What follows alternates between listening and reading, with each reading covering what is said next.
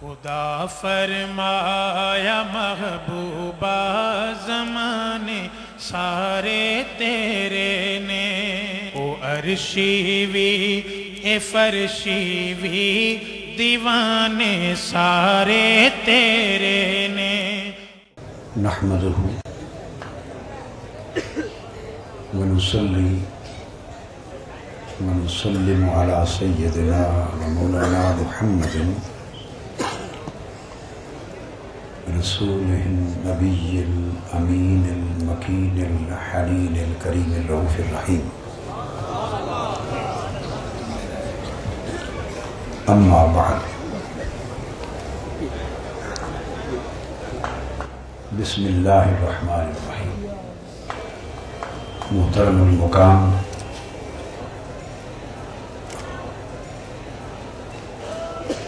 پیر سید خلیل الرحمن چشتی صاحب، محترم المقام پیر سید جمیل الرحمن چشتی صاحب، زیب آستانہ عالیہ چشتی آباد شریف،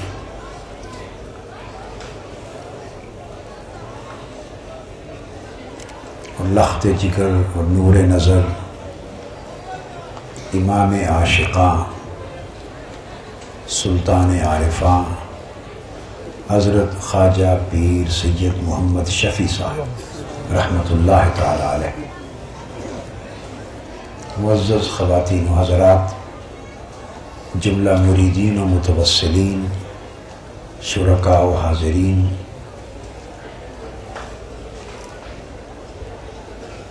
اور مہمانان کرمی قدر، اللہ رب العزت کا شکر ہے جس کی توفیق سے ہم عرس مبارک کی اس مجلس سعید میں حاضر ہیں، اور اللہ کے مقبول و مقرب اولیاء کے ذکر کی برکتوں سے اور ان کی قربت کے انوار و تجلیات سے حصہ لے رہے ہیں۔ 100,000 جبرائیل اندر بشر، اس نقطے کو سمجھاتا ہوں، آج کے لیے اس موضوع کا انتخاب کیا ہے کہ ہزاروں جبرائیل یعنی مالا اعلیٰ کے نور بشری پیکر میں کس طرح ہوتے ہیں۔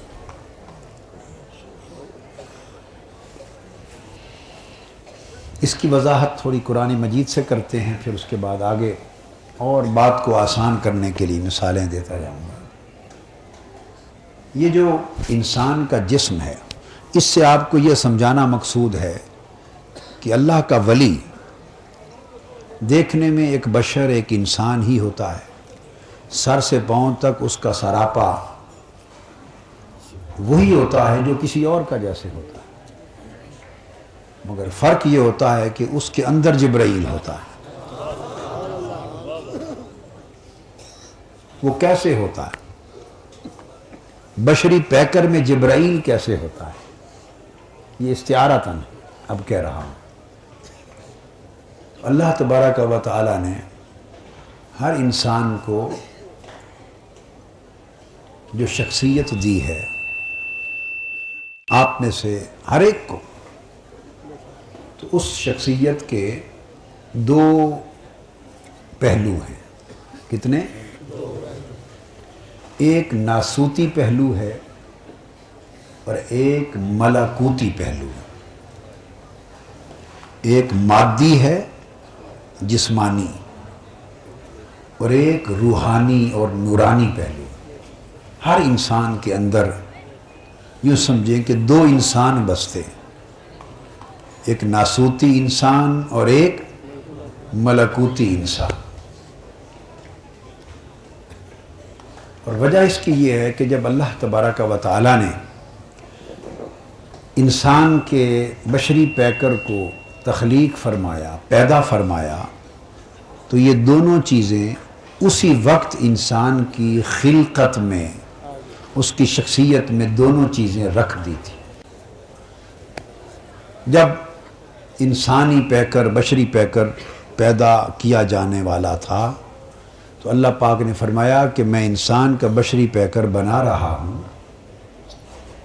کس شے سے؟ اس بجتی مٹی سے جو بودار سیاہ گارے سے بنی ہے۔ تو یہ جو بشری پیکر ہے اس کی اصل اس بجتی مٹی سے ہے جو بودار سیاہ گارے سے بنی۔ یہاں سے انسان کا بشری پیکر تشکیل پایا۔ یہ حصہ انسانی شخصیت کا ناسوتی مادی ہے، یہ سیاہی کا حصہ ہے۔ اس انسانی شخصیت کے اس حصے میں اندھیرا ہے، اس حصے میں اندھیرا ہے۔ چونکہ مٹی کہا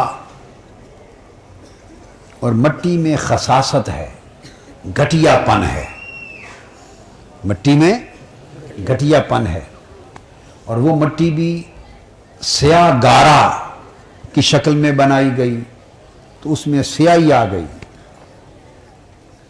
اور سیاہ گارا بھی بودار تھا تو اس میں بدبو آ گئی۔ تو جتنے اوصاف اللہ تعالیٰ نے انسان کے بشری پیکر کی تشکیل میں گنوائے ہیں وہ اس میں مٹی بھی ہے، اس میں سیاہی بھی ہے، اس میں آگ بھی ہے، اور اس میں بو بھی ہے، بدبو بھی ہے، اور وہ پھر بجنے والی مٹی ہے۔ جو چیز بجتی ہے، بجنا تکبر کی علامت ہوتی ہے، گرجنا، بولنا۔ خالی برتن بجتا ہے، بھرا ہوا برتن نہیں بجتا۔ تو بجنے میں تکبر بھی ہے، رعونت بھی ہے، دکھلاوا بھی ہے۔ مٹی ہونے کی وجہ سے مٹی نیچے گرتی ہے، اوپر نہیں جاتی، نہیں، کثیف شے ہے، کثافت بھی ہے، گھٹیا پن بھی ہے، بدبو بھی ہے، سیاہی بھی ہے۔ یہ ساری چیزیں جس سے انسان کا بشری پیکر وجود بنا ہے، یہ وہ گوشہ ہے انسانی شخصیت کا۔ اس سے شر جنم لیتا ہے، اس سے خواہشیں، بری خواہشیں جنم لیتی ہیں، اس سے شہوتیں جنم لیتی ہیں، اس سے گناہ کی رغبت جنم لیتی ہے، نافرمانیاں جنم لیتی ہیں، غفلتیں جنم لیتی ہیں، ظلم جنم لیتے ہیں۔ یہی وہ چیزیں تھیں جو فرشتوں کی نگاہ کے سامنے تھی کہ انسان کس شے سے بنایا جا رہا ہے، انسان کی تشکیل کس چیز سے ہو رہی ہے۔ دیکھیے نا کہ پھر جو مادہ اور جو اجزاء ترکیبی ہوں گے، اجزاء ہوں گے کسی چیز کے بنانے کے، تو جو تاثیر اور خاصیت ان اجزاء کی ہوگی، جب وہ سارے اجزاء مل کر مرکب بن کر ایک چیز بن جائیں گے تو وہی تاثیر اس مرکب کی بھی ہوگی۔ تو جب فرشتوں نے دیکھا تھا کہ یہ جو انسان اور اس کا پیکر بشری یہ تو مٹی سے بنا ہے، اس کو آگ نے تپایا ہے، اور وہ سیاہ گارا تھا اور وہ بدبودار تھا، جب یہ سارے اجزاء فرشتوں نے دیکھ لیے تھے تو ان کو سمجھ آ گئی تھی کہ اس پیکر سے شر جنم لیں گے، ظلم جنم لیں گے، گناہ جنم لیں گے۔ تو اس پر بڑی آسانی سے انہوں نے یہ رائے بنا لی تھی کہ جب انہوں نے سنا کہ اب انسان خلیفہ بنایا جا رہا ہے، اللہ کا نائب ہو رہا ہے، تو ان کی نگاہ ان اجزاء پر تھی، ان اجزاء کی خاصیتوں پر تھی۔ تو انہوں نے عرض کیا باری تعالیٰ اتجعل فیہا من یفسد فیہا ویسفک الدماء باری تعالیٰ اس شخص کو اپنا نائب بنا رہا ہے جو فساد کرے گا، شر کرے گا، خون ریزی کرے گا، قتل و غارت گری کرے گا۔ یہ کیوں کہا کہ فرشتوں کے سامنے وہ اجزاء تھے جن سے انسانی جسم مرکب ہوا ہے، بنا ہے۔ آپ بات کو سمجھ گئے؟ دواء المسک کا نام آپ نے سنا ہوگا۔ دواء المسک 3 قسموں کی ہوتی ہے۔ ایک دواء المسک ہوتی ہے ہار، ایک دواء المسک ہوتی ہے معتدل، ایک ہوتی ہے بارد۔ کچھ اعضاء مشترک ہوتے ہیں، کچھ تھوڑے تھوڑے فرق میں آ جاتے ہیں۔ تو اگر اس میں ٹھنڈی تاثیر کی اجزاء چیزیں پڑ جائیں اس دواء المسک کے بنانے میں، تو وہ دواء المسک تو ہوتی ہے مگر تاثیر اس کی ٹھنڈی ہوتی۔ اگر اعتدال والی مزاج پیدا ہو جائے تو وہ معتدل ہو جاتی ہے۔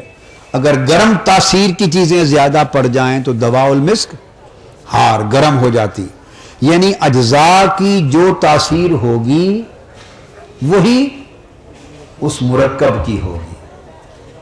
تو فرشتوں نے دیکھا تھا کہ ان چیزوں سے انسان بنا ہے، لہذا ان کو سمجھ آ گئی کہ اس سے تو فساد ہی کرے گا، قتل و غارت ہی کرے گا، دنگا ہوگا، شر ہوگا۔ تو جو بات ان کی سمجھ میں آئی انہوں نے اللہ تعالیٰ کے حضور پیش کر دی۔ اس پر اللہ تعالیٰ نے جواب دیا، بس تم نے انسان کی شخصیت کا ایک رخ دیکھا ہے اور ایک دوسرا بھی ہے جس کی تمہیں خبر نہیں، جس کا تمہیں علم نہیں۔ انی اعلم ما لا تعلمون، میں وہ کچھ بھی جانتا ہوں جو تم نہیں جانتے۔ اب وہ دوسرا رخ کیا ہے؟ یہ تو انسانی شخصیت کا وہ رخ ہو گیا جس سے سیاہی جنم لے رہی ہے، اور یہ جو ہماری زندگی میں گناہ ہوتے ہیں، غفلتیں ہوتی ہیں، نافرمانیاں ہوتی ہیں، حرص اور لالچ دنیا کے پیدا ہوتے ہیں، تو گھٹیا چیز کی طرف ہی جاتی ہے نا۔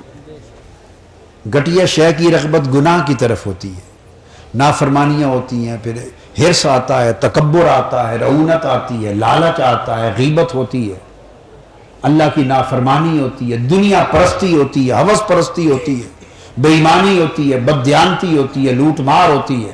جو کچھ ہم ظلم اور فساد دنیا میں کرتے ہیں یہ عکاسی ہوتی ہے ہماری شخصیت کے اس تاریک گوشے کی، سیاہ گوشہ۔ یہ ناسوتی انسان ہے۔ اب اس ناسوتی انسان کے پیکر کے اندر ایک ملکوتی انسان بھی ہے، اور اس کا ذکر اللہ پاک نے فرمایا اسی مقام پر۔ فرمایا جب یہ بشری پیکر میں بنا لوں گا تو پھر میں اس کا تسویہ کروں گا، اعتدال پہ لاؤں گا، اس کو سنواروں گا۔ فَإِذَا سَوَّيْتُهُ وَنَفَخْتُ فِيهِ مِن رُّوحِي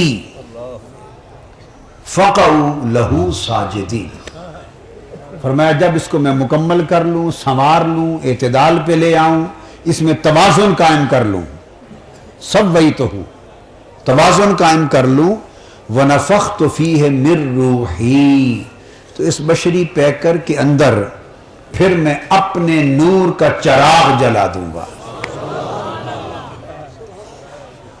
نفخت فیہ من روحی، اپنی روح پھونکوں گا۔ کیا؟ اپنی روح پھونکوں گا، اپنا نور ڈالوں گا، یعنی اپنے نور کا چراغ روشن کر دوں گا۔ تو کیا ہوگا کہ اس کا باہر ناسوتی ہوگا، اس کا اندر ملکوتی ہوگا۔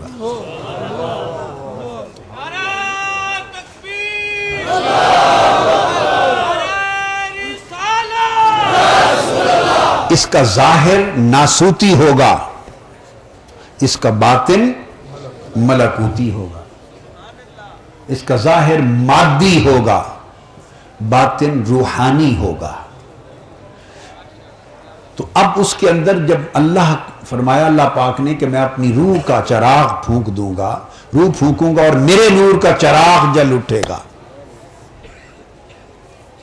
تو پھر فرمایا معلوم ہے پھر کیا کرنا؟ جب میرے نور کا چراغ جل اٹھے فَقَعُوا لَهُ سَاجِدِينَ، تو اس کے سامنے سجدے میں گر جانا۔ اب یہ سجدہ کس کو کرایا؟ اللہ نے اپنے آپ کو یا انسان کو؟ حضرت آدم کو۔ فَقَعُوا لَهُ، اس کو سجدہ کرنا۔ اللہ نے اپنے آپ کو نہیں کروایا، اس کو تو ہوتا ہی رہتا تھا۔ فرمایا جب میرے نور کا چراغ اس میں جل اٹھے تو پھر اس کو سجدہ کرنا۔ یعنی وہ جب سجدہ کرو تو یہ سجدہ یاد رکھ لیں عبادت کا نہیں تھا، تعظیم کا تھا۔ یہ سجدہ عبادت کا نہیں تھا، تعظیم کا تھا۔ پہلی شریعتوں میں تعظیم کا سجدہ جائز ہوتا تھا۔ حضور علیہ السلام نے اپنی امت کے لیے آپ کی شریعت میں تعظیمی سجدہ حرام کر دیا گیا، منع کر دی۔ اب تعظیماً بھی سجدہ نہیں کر سکتے، تعظیماً بھی سجدہ نہیں کر سکتے۔ تو سب سے پہلے اللہ نے جو تعظیم کرائی وہ تعظیم بالسجود، فرشتوں سے سجدہ کروایا انسان کو۔ کس انسان کو؟ ملکوتی انسان کو، ناسوتی کو نہیں۔ جب میں اس کے اندر اپنا نور پھونک دوں تو پھر اسے سجدہ کرنا۔ تو وہ تعظیم ان ناسوتی انسان کی نہیں ہو رہی تھی، ملکوتی انسان کی ہو رہی تھی۔ وہ ملکوتی انسان جو نور حق کے ساتھ روشن ہو گیا ہے، منور ہو گیا ہے۔ تو دو چیزیں انسان کی شخصیت میں آ گئیں، تو نتیجہ یہ ہوا کہ ایک گوشہ اس کا سیاہی پر قائم ہو گیا، ایک گوشہ اس کا نور پر، روشنی پر قائم ہو گیا۔ دو آ گئے نا۔ اب ہر انسان جب پیدا ہوتا ہے تو یہ دونوں گوشے لے کر پیدا ہوتا ہے، دونوں گوشے لے کر پیدا ہوتا ہے۔ اب اس دنیا میں آ کر چونکہ باطن چھپا ہوا ہے،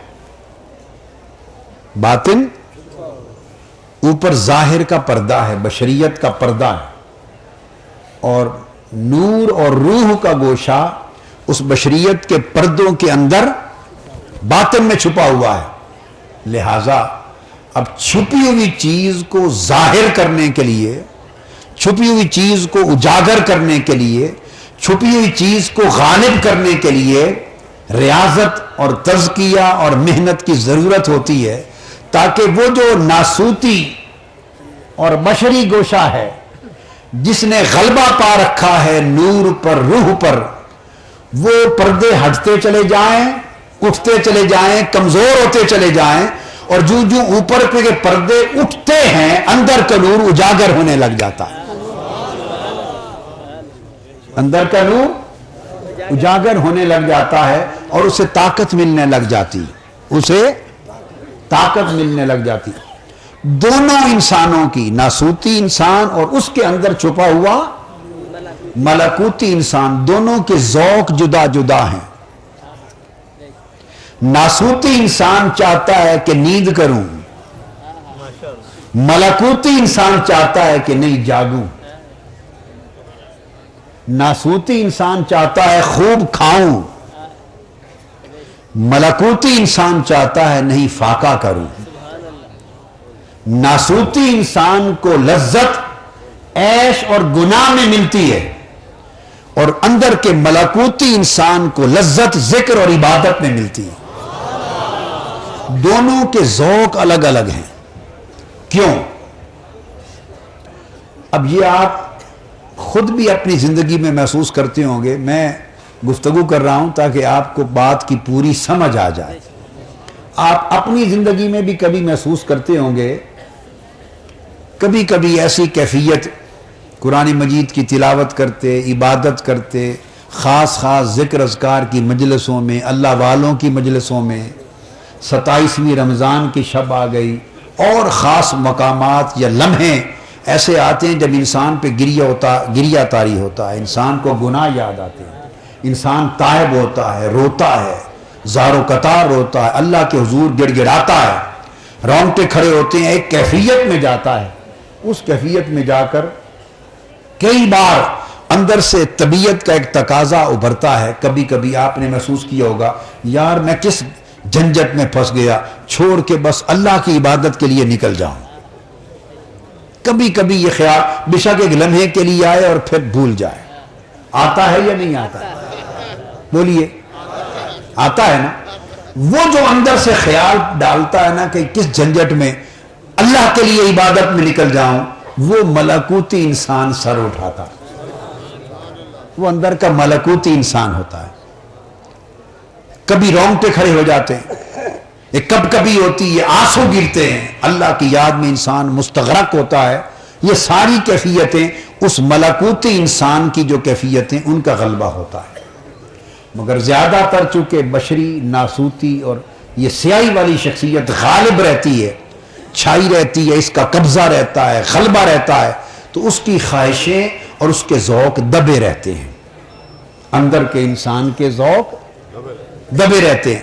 کبھی کبھی ان کو ہوا ملے اور وہ بھڑک اٹھیں, چنگاری بھڑک اٹھے, تو پھر وہ روشنی کبھی محسوس ہوتی ہے. کبھی کبھی آپ اپنے اندر کبھی روشنی کی چمک بھی دیکھتے ہوں گے, جگنو کی طرح آئی اور چلی گئی. کبھی ایک خاص خطاب سنتے ہوئے, نعت سنتے ہوئے ایک عجیب کیفیت ہو جاتی ہے, بے خودی آ جاتی ہے. وہ بے خودی ناسوتی کیفیات سے نہیں آتی, وہ اندر سے ملکوتی دنیا سے آتی ہے. میں نے آپ کو یہ چند ایک, کبھی آپ فیل کرتے ہیں عبادت کرتے کرتے کہ بڑا ہلکا محسوس ہو رہا ہے, کرتے ہیں یا نہیں؟ ہلکا پن, وہ جو ہلکے پن کا احساس ہوتا ہے وہ دراصل ملکوتی انسان کا جو روحانی گوشہ ہے اس کی ایک کیفیت ہوتی ہے جو آپ کے احساس میں آتی ہے. لہذا دونوں کے تقاضے الگ ہیں. اس ناسوتی اور باہر کی جو بشری پہلو ہے ہمارا, اس کے تقاضے اور ہیں, اور اندر کے ملکوتی انسان کے تقاضے اور ہیں. کیوں؟ وہ بات بتانا چاہتا ہوں. وہ تقاضے الگ اس لیے ہیں کہ ناسوتی انسان بودار سیاہ گارے سے بنا ہے, ملکوتی انسان مالا اعلیٰ کے نور سے بنا ہے. یہ جو ناسوتی گوشہ ہے شخصیت کا, یہ بودار گارے سے بنا ہے, تو اس میں پھر بدبودار گارے والی خوبیاں آئیں گی نا, نہیں سمجھے؟ اور ملکوتی انسان وَنَفَخْتُ فِيهِ مِن رُوحِي, وہ مالا اعلیٰ کا نور اس نے ملکوتی انسان کو تشکیل دیا ہے, تو اس کے ذوق مالا اعلیٰ کے ذوق ہوتے ہیں. لہذا ذوق جدا جدا ہیں اور انسان کی شخصیت دو متضاد ذوقوں کا مجموعہ بن گئی ہے. دو متضاد ذوقوں کا مجموعہ بن گئی ہے. جسم انسان کا اس مادی دنیا کی طرف انسان کو کھینچتا ہے, روح مالا اعلیٰ اور ما فوق العرش کی کائنات کی طرف انسان کو کھینچتی ہے. کبھی وہ غالب آتا ہے, کبھی یہ غالب آتا ہے. سیدنا صدیق اکبر رضی اللہ تعالیٰ عنہ گلی سے گزر رہے تھے آقا علیہ الصلوۃ والسلام کی بارگاہ میں جانے کے لیے, تو حضرت حنظلہ ایک صحابی ہیں, وہ کھڑے تھے راستے میں, اور وہ انہوں نے سیدنا ابو بکر صدیق کو پکڑ لیا اور زور سے چیخ رہے تھے اور کہہ رہے تھے کہ حنظلہ منافق ہو گیا. اپنے آپ کو کہہ رہے تھے کہ میں منافق ہو گیا ہوں, میں منافق ہو گیا ہوں, میں منافق ہو گیا ہوں, شور کر رہے تھے. آپ نے ان کو لیا, حضور صلی اللہ علیہ وسلم کی بارگاہ میں پہنچ گئے. وہاں بھی جا کے عرض کیا یا رسول اللہ حنظلہ منافق, میں منافق ہو گیا ہوں, منافق ہو گیا ہوں. آقا علیہ السلام نے پوچھا بھائی چھوڑ دو اس بات کو, بتاؤ تمہیں ہو کیا گیا ہے, کیا مسئلہ ہے, کیوں سمجھ رہے ہو کہ منافق ہو گیا ہوں؟ انہوں نے عرض کیا یا رسول اللہ صلی اللہ علیہ وسلم, جب آپ کی مجلس میں بیٹھتا ہوں, جب آپ کی مجلس میں بیٹھا ہوتا ہوں تو یہ کیفیت ہوتی ہے کہ گویا جنت کو آنکھوں سے دیکھ رہا ہوں, اور دوزخ بھی آنکھوں سے. آپ ذکر کرتے ہیں جب دوزخ کا تو ایسے لگتا ہے جیسے جہنم آنکھوں کے سامنے دیکھ رہا ہوں. جنت کا ذکر کرتے ہیں تو جنت کا مشاہدہ جو گویا ہو رہا ہے. آپ کی مجلس میں ہوتے ہیں تو کیفیت مالا اعلیٰ کی ہو جاتی, سب کچھ بھول جاتا ہے, دنیا یاد نہیں رہتی. جب اٹھ کر جاتے ہیں گھر, بیوی بچوں کے پاس اپنے کام کاج میں تو سارا کچھ بھول جاتا ہے اور پھر دنیا کی راہ و رسم اور رغبت اور چاہتوں اور محبتوں میں گم ہو جاتے ہیں، اور وہ کیفیت جو آپ کی مجلس میں پیدا ہوئی تھی وہ برقرار نہیں رہتی۔ اب وہ جو کیفیت برقرار نہ رہی اس کا مفہوم انہوں نے یہ سمجھا کہ منافق ہو گئے ہیں، یعنی وہ خاص ایمانی کیفیت برقرار نہیں رہی۔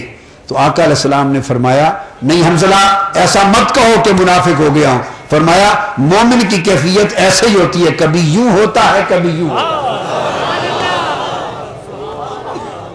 فرمایا مومن ایسے ہی ہوتے ہیں، کبھی یوں ہوتا ہے کبھی یوں ہوتا ہے۔ وہ فرق کیا ہے؟ جب وہ بارگاہ صحبت مصطفیٰ میں بیٹھتے تھے تو حضور کی مجلس صحبت اور قربت کی تاثیر، جو کہ حضور سراج منیر ہیں، روشن کر دینے والا سورج ہیں، اب سورج جب چمک رہا ہو تو اندھیرا رہتا ہی نہیں، جب سورج چمکتا ہے تو رات رہتی، اندھیرا رہتا ہے، سورج چمکا تو اندھیرے غائب ہو گئے۔ اس طرح جب کوئی شخص آفتاب نبوت کے سامنے بیٹھتا ہے تو اس کی شخصیت کا اندھیرا بھی غائب ہو جاتا ہے، اور جو جسمانی ناسوتی انسان کے تقاضے انسان کو دنیا کی طرف کھینچتے ہیں وہ آفتاب رسالت محمدی کے سامنے آ کر وہ اندھیرے چھڑ جاتے ہیں اور بندہ اپنے آپ کو مالائے اعلیٰ میں فرشتوں کی مجلس میں پاتا ہے۔ اور جب اس صحبت سے دور اپنے گھر میں جاتا ہے تو ناسوتی انسان پھر جاگ اٹھتا ہے اور وہاں جا کے وہ کیفیت پھر چلی جاتی۔ تو آقا علیہ السلام نے فرمایا اگلی بات بڑی قابل ذکر ہے، یہ صحیح مسلم کی حدیث ہے، یہ فرما دیا اور اس کے بعد آپ نے فرمایا کہ حنظلہ سن لو، اگر وہ کیفیت جو تمہیں میری مجلس اور میری صحبت میں نصیب ہوتی ہے، اگر اللہ کرے کہ وہ کیفیت تمہاری برقرار رہ جائے بعد میں بھی، زندگی کے باقی لمحوں میں بھی برقرار رہ جائے، تو تمہارا درجہ یہ ہو جائے گا کہ تم گلی کوچہ بازار میں چلو گے اور دائیں بائیں قطار اندر قطار فرشتے کھڑے ہو کر تم سے مصافحہ کریں گے، فرشتے تمہارے دیدار اور مصافحہ کے لیے گلیوں میں کھڑے ہوں گے۔ آپ یہ بتائیے کہ انسان کے اندر جو ذوق ہوتے ہیں نا، ذوق یا اس کی جو ترجیحات تین قسموں کی ہوتی ہیں، کتنی؟ لذتیں کہہ لیں، لذتیں تین قسموں کی ہوتی ہیں۔ ایک لذت حسی، یہ لذت جسمانی ہوتی ہے۔ ایک لذت خیالی، خیال کی لذت، یہ لذت وجدانی ہوتی ہے، وجدان میں۔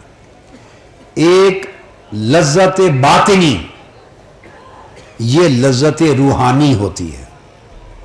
تین قسموں کی لذتیں، کتنی؟ ہم نے چونکہ ساری زندگی حسی، مادی اور جسمانی لذتوں میں گزار دی ہے تو ہم نے لذتوں کی باقی دنیاؤں کی خبر ہی نہیں ہے، کہ کچھ اور لذتیں بھی ہمیں خبر ہی نہیں کہ ان کی قیمت کیا ہے اور قدر کیا ہے۔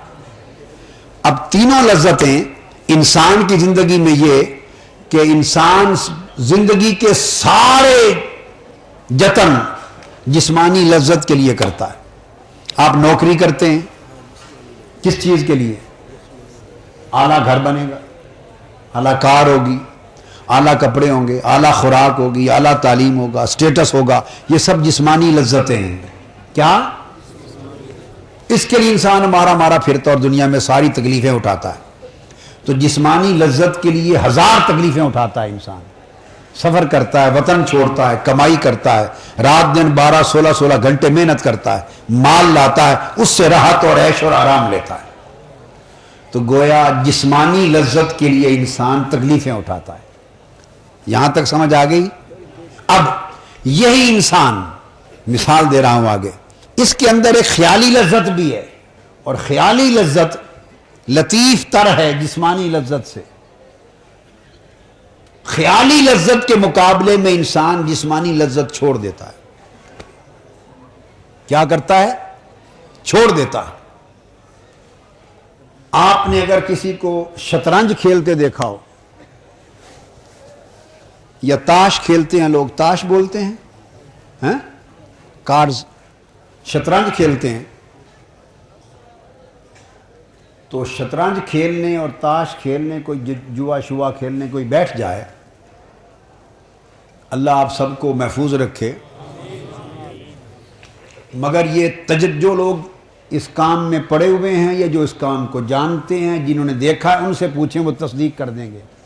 لوگ اگر تاش شطرنج میں بیٹھ جائیں، شام کو بیٹھیں، رات کا کھانا بھی بھول جائیں گے، ساری رات بیٹھے رہیں گے، نیند بھی بھول جائیں گے، جمائیاں بھی نہیں آئیں گی، صبح کا ناشتہ بھول جائیں، 18 گھنٹے بیٹھ کے کھیلتے رہیں بے شک۔ اب جسم کیا مانگتا ہے؟ کھانا، یہ جسمانی لذت ہے کھانا۔ جسم کیا مانگتا ہے؟ نیند اور آرام، حسی اور جسمانی لذت ہے۔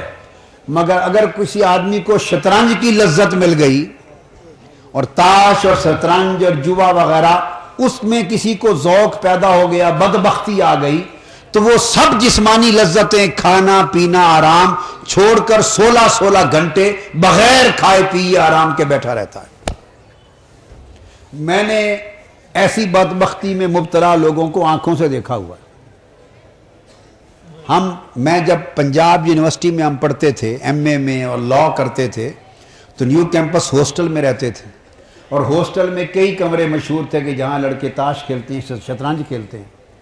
ہم اپنی آنکھوں سے دیکھتے تھے کہ شام کو بیٹھے ہیں شطرنج کھیلنے یا اپنا تاش کھیلنے، ساری رات سارا دن، چھٹی کا دن 20 18 گھنٹے ہی بیٹھے رہتے تھے۔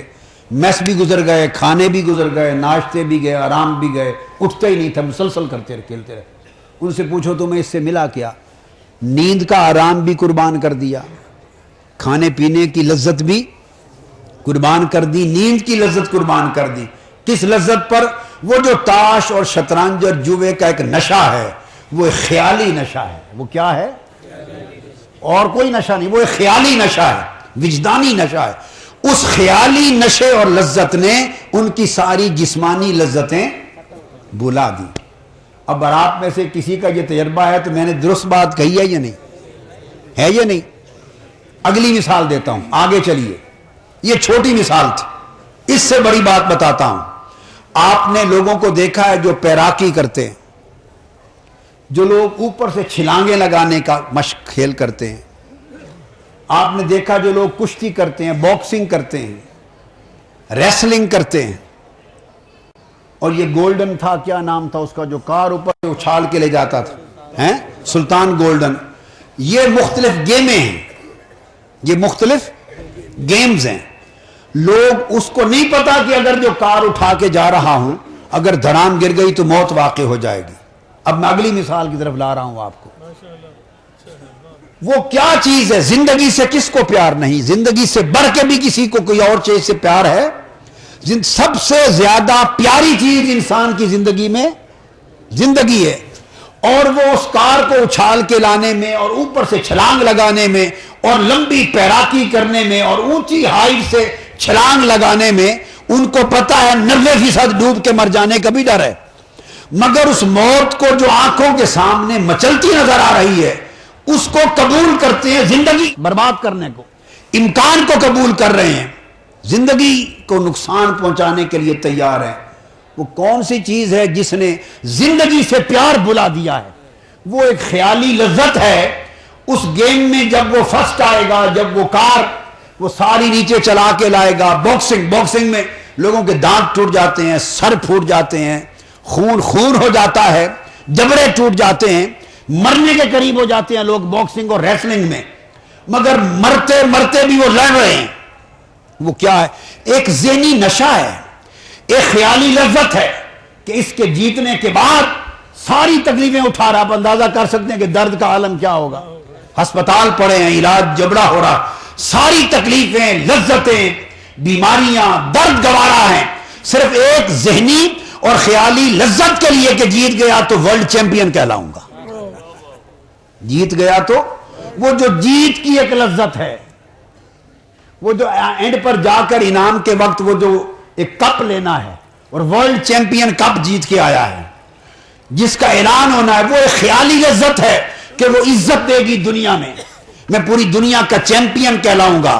یہ دنیا میں عزت کا تصور، چیمپئن ہو جانے کا نشہ، ورلڈ کپ اٹھانے کا نشہ، یہ ذہنی اور خیالی تصور عزت کا، واہ واہ کا، کلیپنگ سننے کا، اس میں اس نشے میں وہ اتنا مست ہو جاتا ہے کہ ہزاروں کی زندگیاں اس میں چلی جاتی ہیں. وہ زندگی کو دو پہ لگا دیتا ہے، مگر خیالی لذت جسمانی ہزار تکلیفوں کو گوارا کر لیتی. آپ نے سمجھ لیا نا؟ تو خیالی لذت انسان کی جسمانی لذتوں کو بھلا دیتی ہے. تو خیالی لذت جسمانی لذت سے بڑی اونچی چیز ہے. خیالی لذت جسمانی لذتوں سے بڑی اونچی چیز ہے. یہ تو انسان ہے. اللہ نے یہ چیز حیوانوں میں بھی رکھی. شکاری کتا جب آپ اس کو چھوڑتے ہیں تو تازہ شکار کو جا کے مارتا ہے.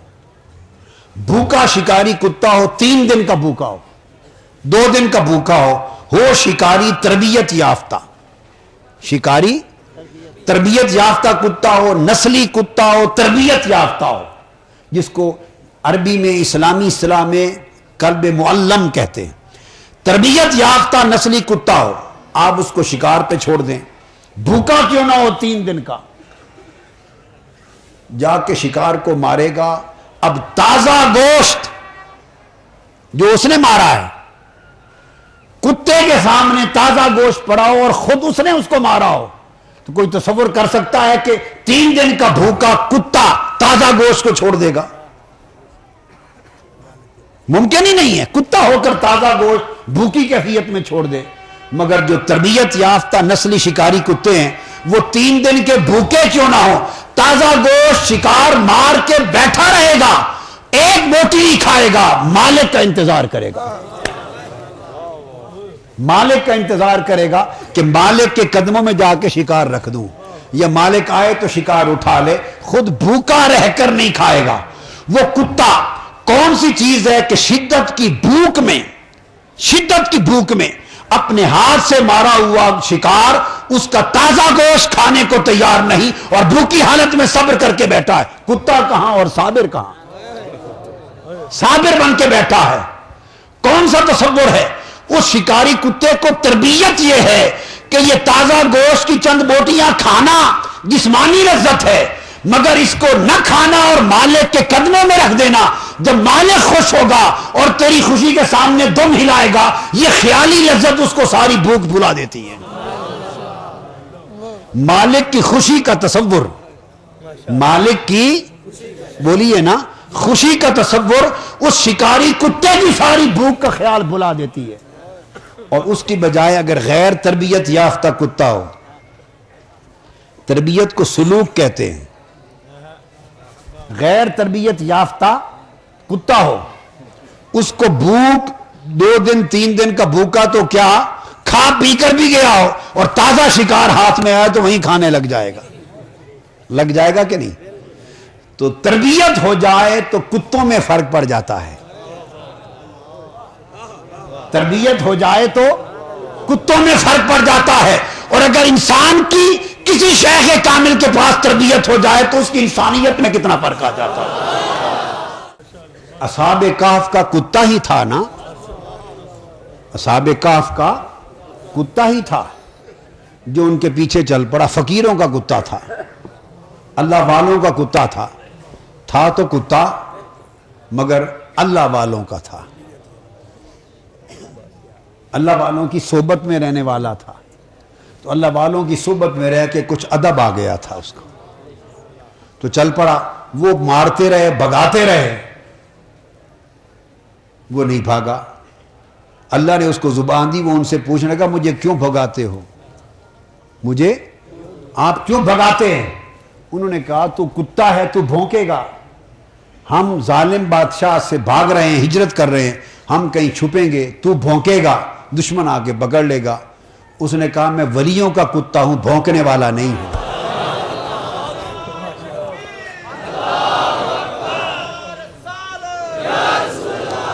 انہوں نے کہا میں ولیوں کا کتا ہوں، بھونکنے والا نہیں ہوں، ذمہ داروں کا کتا نہیں ہوں، جاگیرداروں کا کتا نہیں ہوں، اور مولویوں کا کتا بھی نہیں ہوں، ملاؤں کا کتا بھی نہیں ہوں. جہاں ادب نہ ملے میں فقیروں کا کتا ہوں، ولیوں کا کتا ہوں، اللہ والوں کا کتا ہوں. میں نے تمہارے ٹکڑے کھائے ہیں، میں کیوں بھونکوں گا؟ جب سے تمہارے ٹکڑے کھائے ہیں بھونکنے کی عادت چلی گئی ہے۔ میں پہرا دوں گا، دشمن کو بتاؤں گا نہیں، بلکہ تمہارے پہرے پر بیٹھوں گا کہ دشمن پہنچ نہ سکے، اور کوئی دشمن آ گیا تو اس کو تمہاری وفا میں تمہیں بچانے کے لیے اس سے لڑائی کروں گا۔ جب کتے نے یہ ادب کیا تھا، اسی کو تربیت کہتے ہیں، تربیت سے ادب آتا ہے۔ تربیت کا تزکیہ کا معنی ہی ایک ہے، اگر ادب آ جائے تو سمجھیں تربیت ہو گئی ہے، ادب نہ آئے تو سمجھیں تربیت نہیں ہوئی۔ پھر اصحاب کہف غار میں چلے گئے، کتا دروازے پر بیٹھ گیا، پھر وہ بھونکا نہیں۔ ہم بات کر رہے تھے نا، 3 دن کا بھی بھوکا پیاسا ہو تو شکار نہیں کھاتا، مالک کی خوشی کا خیال کرتا ہے، یہ خیال اسے زیادہ لذت دیتا ہے خوراک کے مقابلے میں۔ تو کتا دہانے پر بیٹھ گیا، اب 309 سال گزر گئے، اب اس کتے کو کوئی چھیچڑے پھینک جاتا تھا آ کر، ہر روز خوراک پھینک جاتا تھا، بھوکا پیاسا ہی بیٹھنا گوارا کیا نا۔ کیا 3 صدیاں بھوکا پیاسا بیٹھا رہا، پر جن ولیوں کا اس نے ادب کیا اور جن کی نوکری کی، ان کا صلہ اللہ نے اس ولیوں کے ادب اور وفاداری کا صلہ یہ دیا کہ 309 سال اندر تو وہ زندہ ہی رہے، اور ان کے صدقے بھوکا پیاسا کتا بھی 3 صدیاں زندہ رہا۔ 3 صدیاں وہ بھی زندہ رہا، اور قربان جائیں، پھر چونکہ وہ فنا ہو گیا تھا، ان کے ادب میں اور خدمت میں فنا ہو گیا تھا، اور اس کے فنا کی کیفیت یہ تھی کہ قرآن مجید میں آتا ہے اور تفاسیر میں آیا کہ 6 مہینے بعد وہ اصحاب کہف جو اللہ کے ولی تھے وہ کروٹ بدلتے تھے، 6 مہینے ایک کروٹ پہ لیٹے رہتے، پھر 6 مہینے دوسری کروٹ پہ، تو 6 مہینے بعد کروٹ بدلتے، 309 سال یہ کیفیت رہی۔ اب فنا کا لفظ میں نے اس لیے بولا کہ وہ ان کی نسبت میں فنا ہو گیا تھا، کہ مفسرین کرام نے لکھا ہے کہ جب 6 مہینے بعد وہ کروٹ بدلتے تھے تو اسی وقت کتے کی کروٹ بھی بدلی جاتی تھی۔ تو گویا جو کیفیتیں ان پر وارد ہوتی، ان کیفیتوں کا عکس اس کتے کی زندگی پر بھی پڑتا، اور 309 سال ولیوں کے دروازے پر بیٹھا رہا۔ پھر اللہ کو اس کا ادب اور خدمت اور اس میں اس کا فنا ہو جانا اتنا پسند آیا کہ ذکر ولیوں کا کر رہا ہے سورہ کہف میں، ذکر ولیوں کا کر رہا ہے سورہ کہف میں، تو وہ کتا پھر اتنا پسند آ گیا کہ اس کتے کے بیٹھنے کے انداز کو بھی اللہ نے اپنی ایک آیت کا مضمون بنا دیا۔ حالانکہ اگر کتا کسی مالک کے پاس بیٹھا ہے، آپ بھی بیان کریں تو اتنا ہی کہہ دیں گے نا بھی کتا بھی بیٹھا رہا، بھی کس طرح بیٹھا ہوا تھا، ٹانگیں کیسے بچھائی ہوئی تھی، پہلو کیسا تھا، کبھی کوئی یہ بھی بیان کرتا ہے عقل مندانہ آدمی؟ مگر قرآن کہتا ہے کلبہم باسط ذراعی بالوسید، وہ کتا اس طرح اپنی ٹانگیں اور پاؤں جو ہاتھ ہیں بچھا کے اپنے پہلو کے اوپر بیٹھا رہا۔ تو کتے کے بیٹھنے کے انداز کو بھی قرآن نے مضمون بنا لیا۔ مطلب جب کوئی کسی کے کتا ہو کر بھی کسی کی نسبت اور ادب میں اور خدمت میں فنا ہو جائے تو اس کی کتے والی خصلتیں ختم ہو جاتی ہیں، وہ کتا ہو کر بھی کتا نہیں رہتا۔ اور پھر اللہ اس نے جو سنگت اختیار کر لی، اس کا صلہ یہ ملا کہ 3 مقامات پر اللہ تعالیٰ نے اصحاب کہف کا عدد بیان کیا۔ بعض لوگ کہتے ہیں 3 تھے، بعض لوگ کہتے ہیں 5 تھے، بعض کہتے ہیں 6 تھے۔ تو جتنے عدد بیان کیے اصحاب کہف کے، تو اللہ پاک نے فرمایا بعض کہتے ہیں 6 تھے، تو قرآن میں اللہ نے فرمایا، بعض کہتے ہیں کہ 6 تھے 7واں ان کا کتا تھا، بعض کہتے ہیں 5 تھے 6واں ان کا کتا تھا، بعض کہتے ہیں 3 تھے 4تھا ان کا کتا تھا۔ بھئی اگر 3 مہمان آپ کے گھر آئیں اور ان کا کتا بھی حفاظت والا ساتھ آ جائے تو کوئی پوچھے کتنے مہمان آئے ہیں، تو کبھی دنیا میں کوئی لکھے پڑھے میں آیا ہے کہ کوئی کہے جی 3 ہمیں 4تھا ہمارا کتا ہے؟ کبھی کوئی کہتا ہے ایسا؟ زندگی میں کبھی سنا ہو جی کتنے مہمان ہیں؟ جی 5 ہمیں 6واں ہمارا کتا ہے، کوئی کہتا ہے ایسے؟ 7 ہم میں 8واں ہمارا کتا ہے. کوئی کہتا ہے ایسے؟ بھئی کتا ہے تو وہ کتا ہے. کتے کا کون پوچھ رہا ہے؟ تمہارا پوچھ رہے ہیں کہ مہمان کتنے آئے ہیں. میری بات سمجھ گئے؟ تو عام آدمی بھی کتے کو انسانوں مہمانوں کے ساتھ بلا کے ذکر نہیں کرتا. قربان جائیں کتے تیری سنگت کی قبولیت پر کہ اللہ نے 3 جگہ اصحاب کہف کا عدد بیان کیا اور ہر بار ایک کتے کو بڑھا کر ساتھ بیان کیا. وجہ کیا؟ کہ جب کتا ہو کر تم کی نسبت میں فنا ہو گیا اور خدمت و ادب میں فنا ہو گیا تو اللہ پاک نے کہا کہ اب کتا تو کتا ہو کر اگر ایسا ہو گیا ہے تو ہم تجھے کتے کے حال سے ہٹا دیتے. سمجھانا مقصود یہ تھا. میں نے آپ یہ شکاری کتے سے بات چلی نا, تو جو کوئی تربیت پا لیتا ہے تو اس کی خصلتیں بدل جاتی ہیں, ذوق بدل جاتے ہیں. تو کتا بھی ہو تو ذوق بدل جاتے ہیں, کتا بھی ہو تو خصلت بدل جاتی. حاجی امداد اللہ مہاجر مکی رحمۃ اللہ علیہ نے بیان کیا ہے شمائم امدادیہ میں. وہ بیان کرتے ہیں کہ حضرت جنید بغدادی رضی اللہ تعالیٰ عنہ, بغداد شہر میں ایک کتا تھا, جہاں کہیں آپ جاتے وہ بھی دوڑ کے بیٹھ جاتا, جہاں کہیں جاتے مجلس میں وہ بھی سائٹ پہ بیٹھ جاتا, ہر وقت ساتھ رہتا.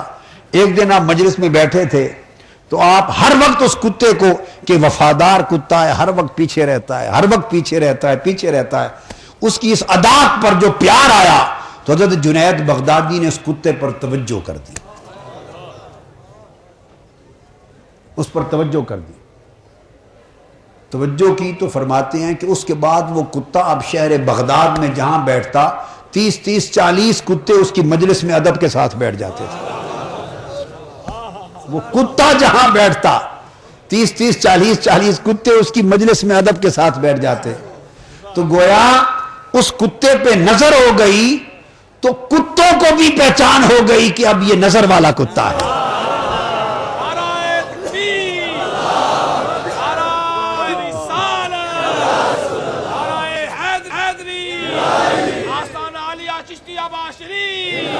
کتوں کو بھی سمجھ آ گئی. اگلے وقت کے کتے تھے نا, آج کے دور کے نہیں تھے. کتوں کو بھی سمجھ آ گئی کہ اس پر ولی کی نظر ہو گئی ہے, اور ولی کی نظر ہو جائے تو کتا بھی عام کتوں جیسا نہیں رہتا. یہ تو کتوں کو بھی سمجھ ہے کہ کتے پر ولی کی نظر ہو جائے تو کتا بھی عام کتوں جیسا نہیں رہتا. یہ تو کتوں کو, بغداد کے کتوں کو خبر ہے. اور تعجب کی بات ہے کہ انسان پر ولی کی نظر ہو جائے تو وہ عام انسانوں جیسا کیسے رہ جاتا ہے, اس کی خصلتیں وہ کیسی رہ جاتی ہیں, اس کے ذوق بدل جاتے ہیں, خصلتیں بدل جاتی ہیں. اور خصلتیں یوں بدلتی ہیں کہ ناسوتی انسان کا قبضہ چھوٹتا ہے اور ملکوتی انسان جب غالب آتا ہے تو ملکوتی انسان اس کے من کو مالا اعلیٰ کے ساتھ ملا دیتا ہے, جوڑ دیتا ہے. وہ بندہ چلتا پھرتا تو گلی کوچوں میں ہے, یہی سبزی آلو ٹماٹر پیاز کھاتا ہے, یہی روٹی کھاتا ہے, یہی چاول کھاتا ہے, یہی کپڑے پہنتا ہے, اسی گھر میں رہتا ہے, چھجوں کی میں کاموں کی میں اسی جگہ ہی رہا کرتے تھے حضرت خواجہ محمد شفیع رحمت اللہ علیہ. اور دیکھنے والوں نے ان کے ناسوتی جسم کو دیکھا, اس ولی کو کہ بہکر بشری ہے یہاں چھجوں کی میں رہتا ہے. انہیں یہ خبر نہیں کہ جسم چھجوں کی میں رہتا ہے, روح عرش معلیٰ پہ رہتی ہے.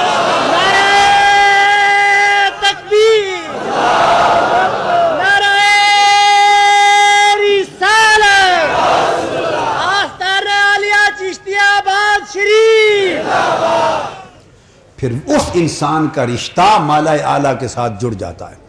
تو جو کیفیتیں مالا اعلیٰ پر ہوتی ہیں وہ کیفیتیں اس کے دل کی ہوتی ہیں, جو کیفیتیں مالا اعلیٰ کی ہوتی ہے وہ اس کے سینے کی ہوتی ہیں, جو کیفیتیں مالا اعلیٰ کی ہوتی ہیں وہ اس کے قلب اور باطن کی کیفیت ہے.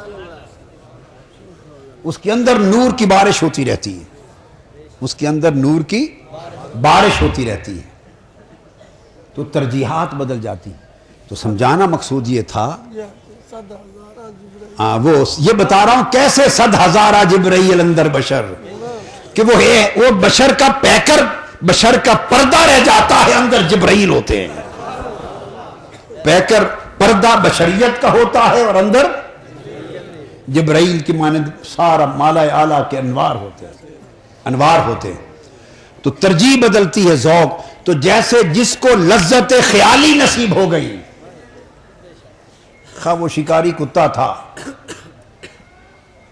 ماں کو دیکھیں، یہ جو پرندے ہوتے ہیں دودھ پلانے والے پرندے،